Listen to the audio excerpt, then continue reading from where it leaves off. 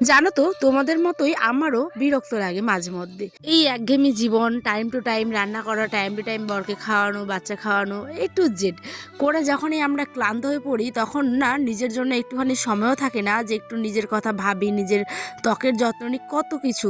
এই সমস্ত কিছুর মানে আজকে বাদ দিয়ে একেবারে নীরব হয়ে 1 থেকে 2 ঘন্টা চুপ করে শুয়েছিলাম। ভাবছিলাম যে কি করব কি করব। আবার তোমাদের সাথে গল্প না করলেও আমার মনটা অস্থির হয়ে যাচ্ছিল জানো। তাই তো কিছু না ভেবে আর কোনো চিন্তা না করে একদম দুপুরবেলা থেকে ব্লগটা চালু করলাম বন্ধুরা।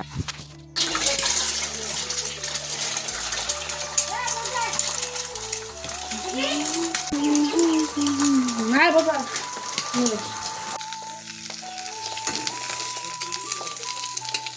দুপুর গড়িয়ে বিকেল হতে যাচ্ছে বলে ওই যে মাথার মধ্যে চিন্তা থাকে, বাচ্চা উঠে গেলে তাকে আবার কি খাওয়াবো। সেই সকালের ভাতটা না আয়ান সোনাকে এখন আমি আর দিনা খেতে, কারণ না ঠান্ডা হয়ে যায়, তলে ভাতটা তো জল জল হয়ে যায়। সেই কারণেই অল্প করে চাল রান্না করি শুধুমাত্র সকালের জন্য। এদিকে আয়ান সোনা ঘুম থেকে উঠে পড়ে দেখো ওকে বাবলু আর ডাবলুটা দিতে হবে। এই একখানা হয়েছে বাচ্চার জিদ জানো।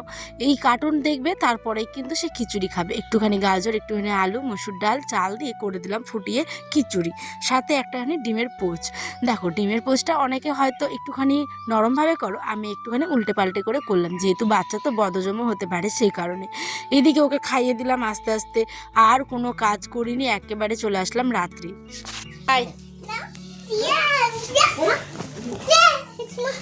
হ্যাঁ কই খুঁজো খুঁজো,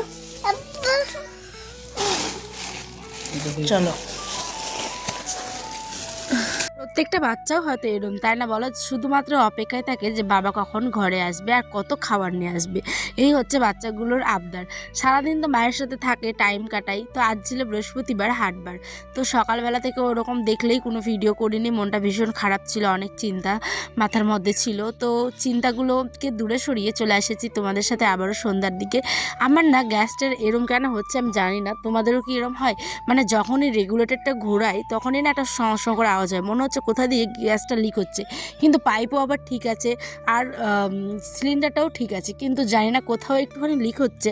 তো অনেক না ওটা ম্যানেজ করে করে তারপরে ওটা যতক্ষণ না আওয়াজটা বন্ধ হয় তারপরে আমি লাইটটা মানে গ্যাসে দিই আর কি, লাইটার মারি। তো জানি না কেন এরম হচ্ছে। আর এইদিকে বর এসে আবার দেখতে শুরু করেছে সিরিয়াল, সে আগের একটা বাংলা সিরিয়াল ওটা ডাবিং করেছে হিন্দিতে, তো সেটাই দেখছে। আর ওই দিকে দেখো আমি এখন, আমার তো আর কাজের অন্ত নেই, মানে আমাকে করেই যেতে হয়। সেই যে ঘুম থেকে উঠি তারপরে ভিডিওর কাজ, এটা সেটা সমস্ত কিছু। তো চাল ধুচ্ছি, আর ওইদিকে কিন্তু রাত হয়ে গেছে, সন্ধ্যা হয়ে গেছে। তো মাছটা এখনও কাটা হয়নি, মাছ কাটবো, রান্না বান্না করবো। চলো আজকে ফটো তুলছি।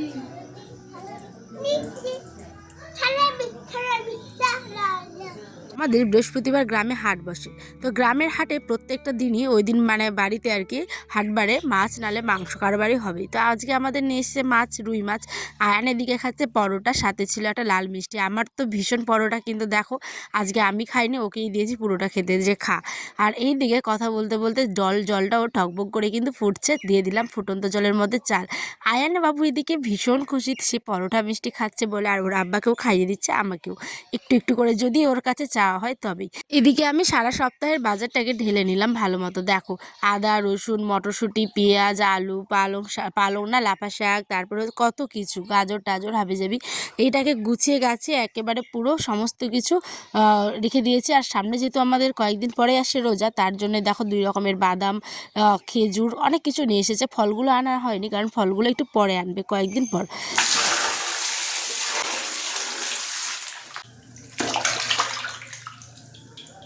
এদিকে মাছটাকে ভালো মতো করে জল দিয়ে একদম ধুয়ে পরিষ্কার করে নিয়ে চলি তোমাদের এবার রান্নাঘরে। আমার রান্নাঘর বলতে ওই তো বারান্দাটাই, কারণ রান্নাঘর এখন আমাদের হয়নি, তো কি করা যাবে বন্ধুরা, যেখানে যেমন ঠিক সেখানেই তেমন, তাই না বলো? তো এখানে হলুদ লবণ মাখিয়ে ভালো মতো করে কিন্তু একদম মাছটাকে এবার তেলের মধ্যে দিব ভাজতে। আস্তে আস্তে করে ঠান্ডাটাও চলে যাচ্ছে, কিন্তু আমার মনটা ভীষণ খারাপ। ঠান্ডার সময়টা না আমার খুব ভালো লাগে জানো। ঠান্ডার সময় কত রকম ভালো ভালো সবজি পাওয়া যায়, কত কিছু, আর সব থেকে বড় কথা আরামে শান্তিতে ঘুমোতে পারি। কেন বলছি বলো তো, টিনের ঘরে যেহেতু গরমের সময় প্রচণ্ড গরম থাকে সেই কারণে। তো যাই হোক, এই সময়গুলো হয়তো আর ফিরে আসবে না, যখন অন্য কোথাও বাড়ি হবে বা আর কোনো কিছু। তো এটার মধ্যে একটা অন্য রকমের শান্তি আছে। এদিকে আয়ান চলে এসেছে খেতে আবারও। ওর মানে খাওয়া শেষই হচ্ছে না, দেখো কখনো বিস্কিট, কখনো পরোটা, কখনো আবার হচ্ছে গিয়ে ভাত। এই জন্য আমাকে তাড়া দিচ্ছে যে মা আমি খাবো। তারপরে একটুখানি আলু দিয়ে করব, তাই হলুদ লবণ দিয়ে তেলের মধ্যে আলুটাকে একটু ভেজে নিচ্ছি, আলু টমেটো দিয়ে মাছ। আমাদের বাড়িতে আলু দিয়ে মাছটা কমই হয়, বেগুন দিয়ে হয়। তো দেখো আজকে একটুখানি আলু দিয়ে করছি। তো প্রথমে পেঁয়াজ দিয়ে ভালো করে ভেজে মশলা কষিয়ে টমেটো দিয়ে মাছের ঝোল নর্মাল যেমন করে ঠিক তেমনটাই করেছি। এখন ওর আব্বা খেলা দেখবে, এবার আমি খাবো, আয়ানকেও খাইয়ে দিলাম, ওর বাবাও খেয়ে নিল। আমাদের গল্প আবারও হবে নতুন একটি ভিডিওতে। তোমরা ভালো থেকো, সুস্থ থেকো, টাটা।